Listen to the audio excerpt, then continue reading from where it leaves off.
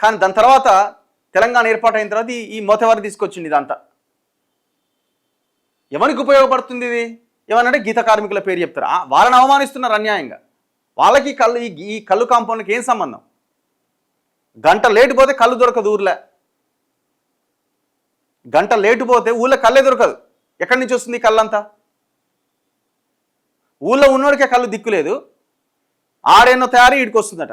ఊర్లోకి పోయినా ఇవాళ 50 రూపాయల నుంచి 70 రూపాయలు అమ్ముతున్నారు ఆ బీర్ సీసా. థమ్స్అప్ బాటిల్ అయితే 100, 150 రూపాయలు అమ్ముతున్నారు. ఈడ కదే 50 రూపాయలకు అమ్ముతున్నారు. ఎట్లా వస్తుందిరా బా ఇది? ట్రాన్స్పోర్ట్ ఏంది, వీడి మధ్యలో మాఫియా ఏంది, ఈడ షాప్లో వాడి నిర్వహణ ఖర్చు ఏంది? అసలు నీళ్లు పోసి ఉత్త నీళ్లతోని కళ్ళు తయారు చేస్తారు. పొరపాటుని దాగిర్రా, మీ పని అవుట్.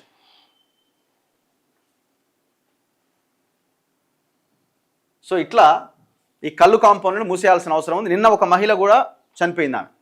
నెక్స్ట్ ఈనాడు విషయానికి వద్దాం. ఈనాడులో ఇవాళ కనిపిస్తున్న వార్తలు ఎటు బాయ్